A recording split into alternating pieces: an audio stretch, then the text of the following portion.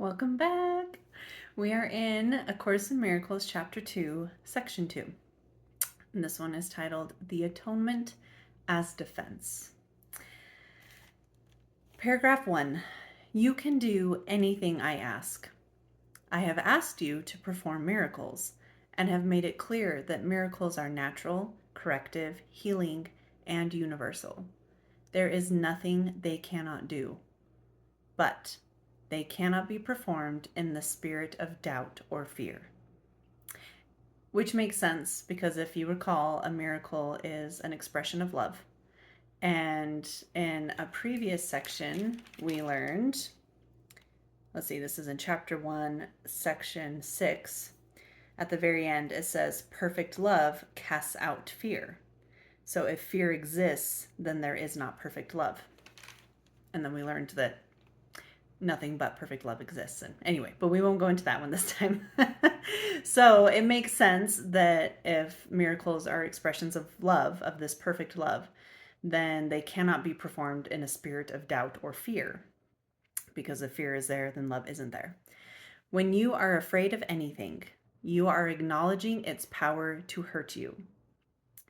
And if you recall in our previous section, just before this, it talked about how you are perfectly unaffected by all expressions of lack of love. So nothing can hurt you. If it's not love, it can't affect you. So, and love would never hurt you, therefore nothing can hurt you. So when you are afraid of anything, you are acknowledging its power to hurt you, which is untrue because nothing can hurt you. Remember that where your heart is, there is your treasure also. You believe in what you value. If you are afraid, you are valuing wrongly. So anything that we value, we believe in it, whether it's real or not. So if you are afraid, it means that you're valuing wrongly. You're not valuing correctly. Your understanding will then inevitably value wrongly. And by endowing all thoughts with equal power, will inevitably destroy peace. So let's go over that one more time.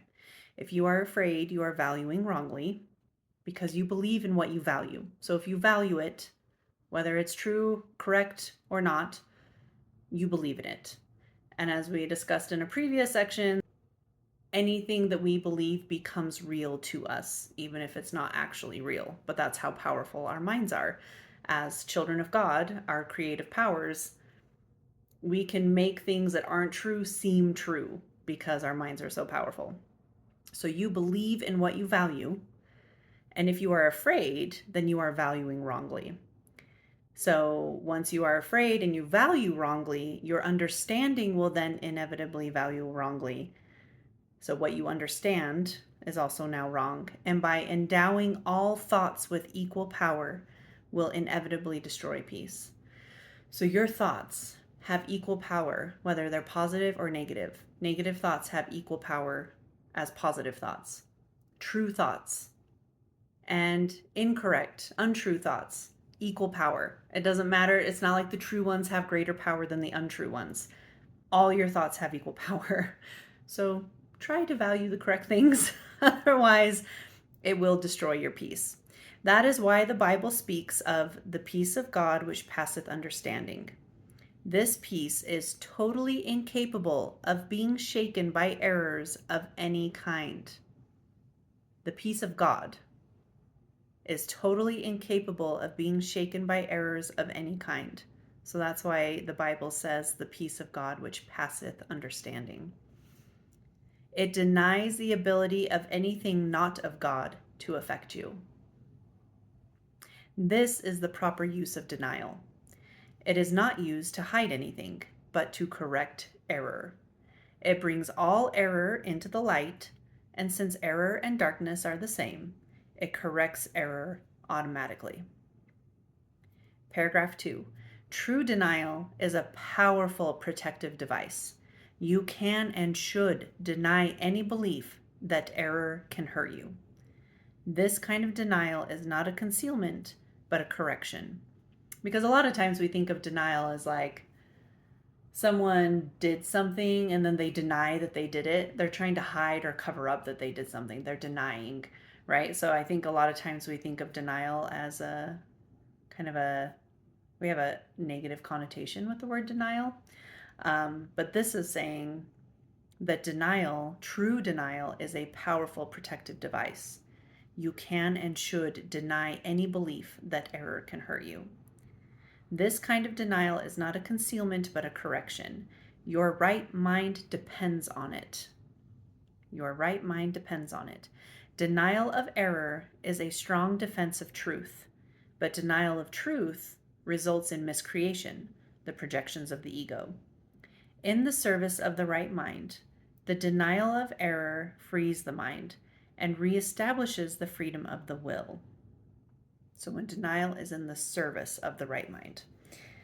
When the will is really free, it cannot miscreate because it only recognizes truth. When the will is really free, it cannot miscreate because it recognizes only truth. Paragraph 3. You can defend truth as well as error. The means are easier to understand after the value of the goal is firmly established. Okay. This paragraph, I feel like kind of, for me, went around in a circle a little bit. So we're going to try and like make sure we have each piece before we move to the next piece. So you can defend truth as well as error.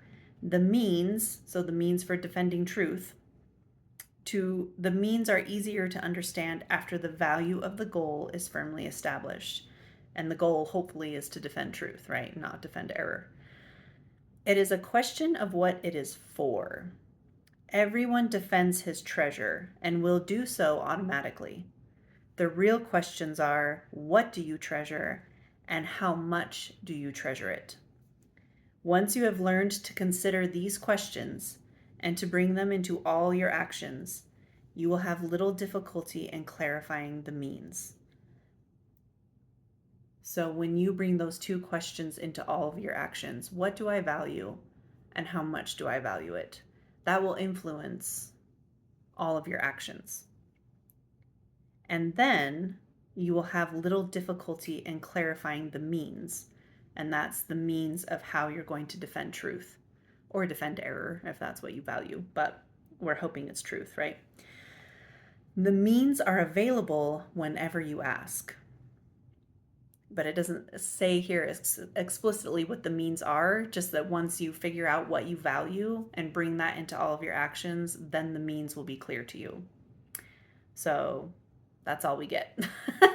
So start figuring out what it is you value and how much you value it, because then the means will be obvious. You can, however, save time if you do not protract this step unduly. The correct focus will shorten it immeasurably.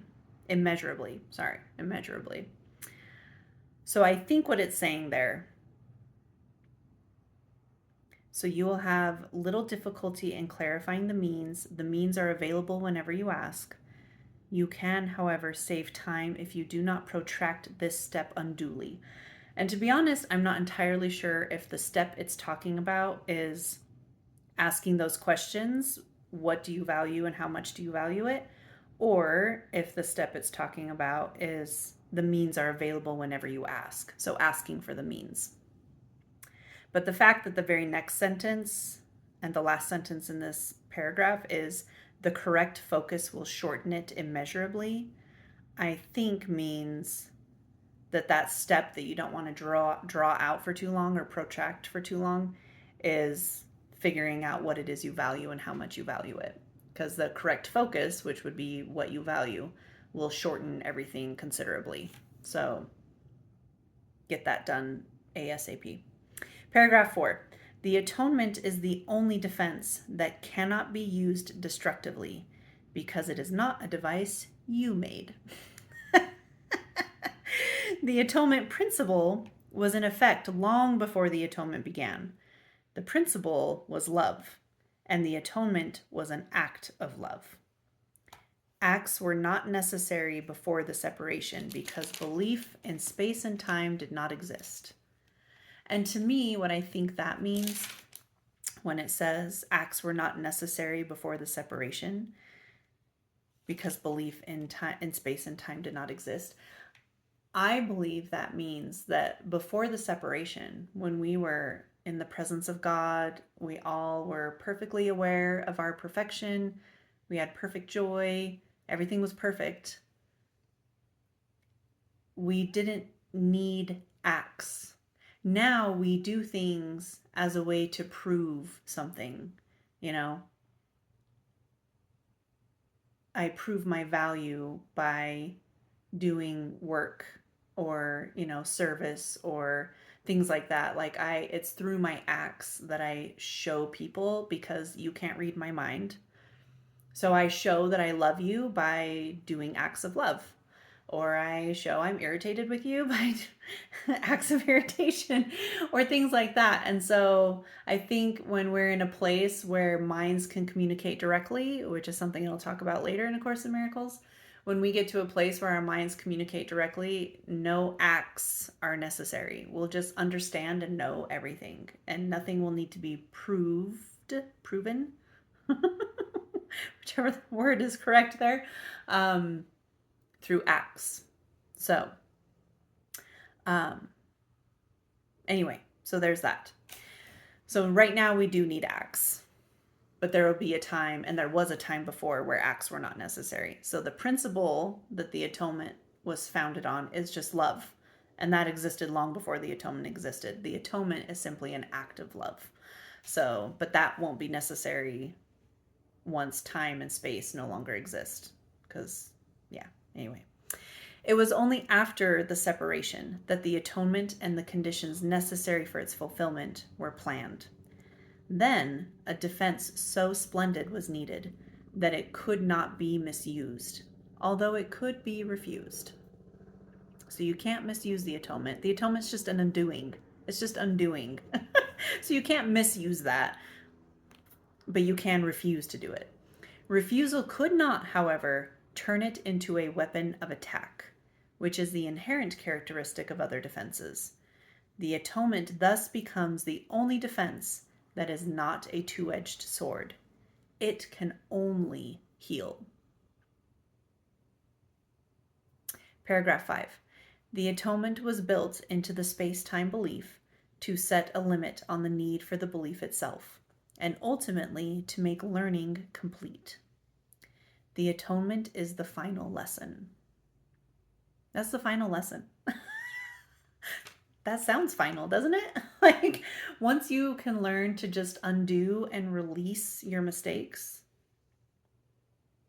lesson learned. Like, that's the final lesson. That's what we're like here trying to figure out, apparently.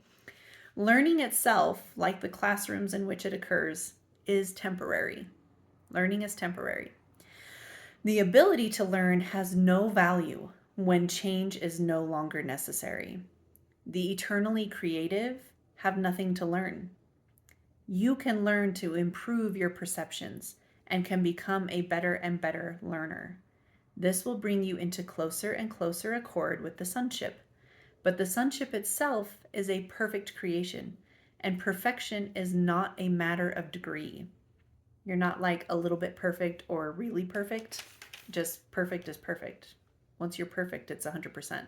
There's no level of perfection. It's just complete. Only while there is a belief in differences is learning meaningful. Paragraph 6. Evolution is a process in which you seem to proceed from one degree to the next. You correct your previous missteps by stepping forward. Okay, this is also a paragraph that kind of spun me in circles a little bit, so I hope that I understand it enough that I can explain it to you. I'm very curious if you have a different perception of what this means. So, evolution is a process in which you proceed from one degree to the next. You correct your previous missteps by stepping forward. So the way I understand this, you correct your previous missteps by stepping forward. So say you offended somebody in the past. You correct that mistake by trying to make restitution for them to them in the present or in the future. Like you move forward from that past mistake by doing something later. So you move forward in order to correct the past. I think that's what this is saying. Okay, let's move on to the next step. This process is actually incomprehensible in temporal terms because you return as you go forward. You're returning to that past mistake, trying to fix the past as you move forward. So technically that doesn't make sense. I mean, that's how I've always tried to do it, so it made sense to me until I read this, and now I'm questioning everything. The atonement is the device by which you can free yourself from the past as you go ahead. So again, the atonement is the undoing. So rather than, oh no, there's this mistake I made, and now I'm continually trying to do things now to fix the thing back then. If you really use the atonement, it's the undoing, which basically says it never really happened. Remember how we talked about this is all a dream and that Adam never woke up after he fell asleep in the Garden of Eden, and none of us have had a really comprehensive awakening. So none of this is actually happening in a sense. And so the atonement allows us to say, oh, man, I still regret doing that. And I also realize that it hasn't had the effect that I thought it had. I don't have the power to actually harm other people.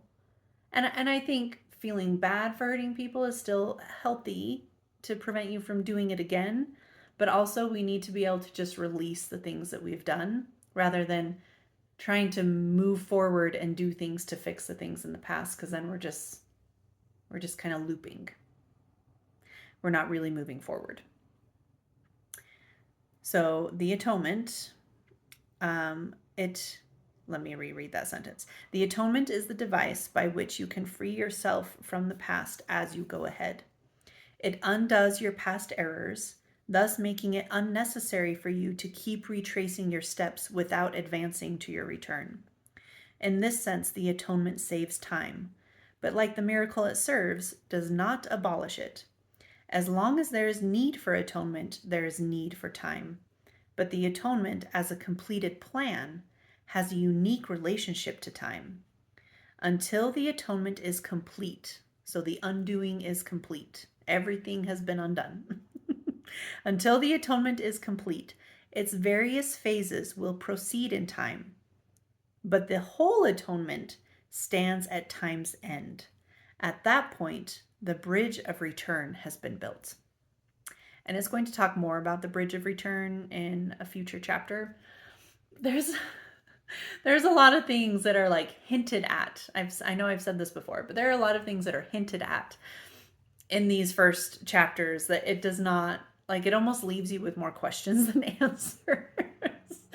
I know I felt that way the first time I read through it. And now, reading it now, I'm like, oh, that doesn't explain anything. Like that's just like a little tiny little drop of a taste of like what's coming later. And I almost wonder if that's intentional, because I think having questions is what opens our mind to receiving information. So if you have no questions, you think you know everything, you tend to be a little more closed-minded. So I think I kind of wonder if this text is intentionally dropping little nuggets and not explaining them just so your mind will start questioning things.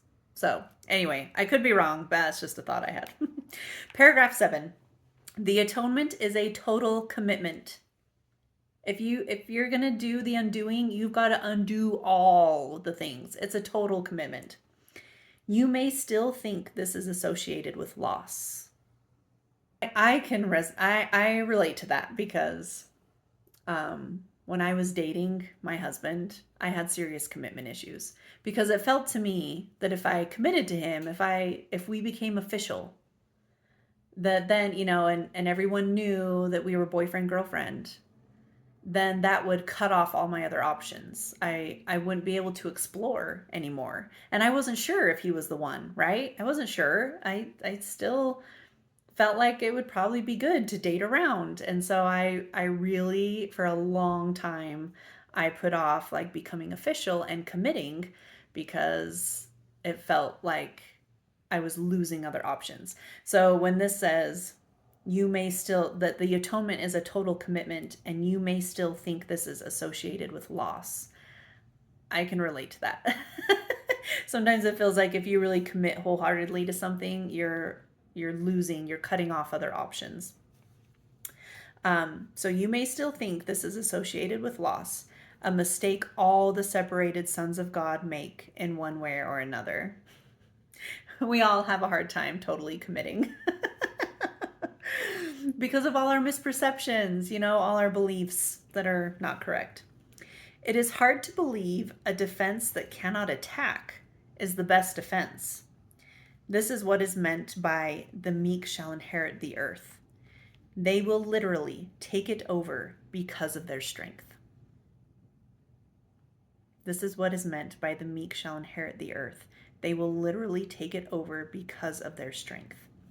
A two-way defense is inherently weak, precisely because it has two edges and can be turned against you very unexpectedly.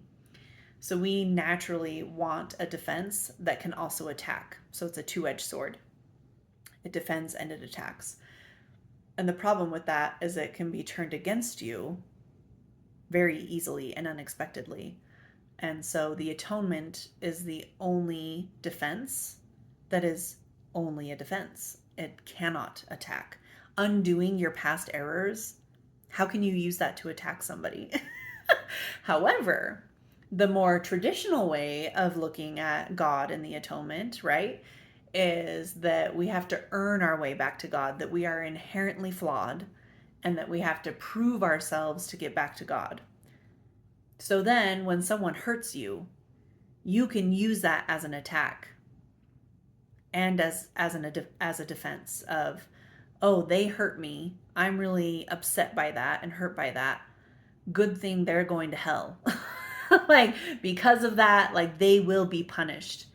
But then that could be turned against you because or you think actually, you believe that you're not perfect. You realize that you also hurt people, sometimes unintentionally. And so that same thing that made you feel justified, thought would bring you justice and peace, is now turned against you, and you realize, oh shoot, I've also caused people some pain. I've also made mistakes.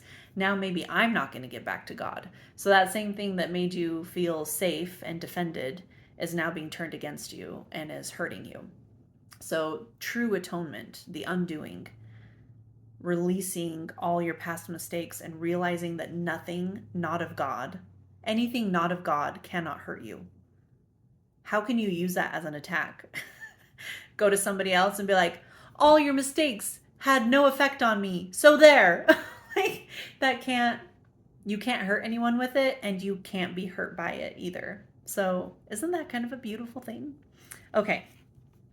I mean, it's hard if you've been really hurt and that feeling that they would be punished and hurt in return was comforting to you. I can see how this would be a difficult one. A two-way defense is inherently weak precisely because it has two edges and can be turned against you very unexpectedly. This possibility cannot be controlled except by miracles.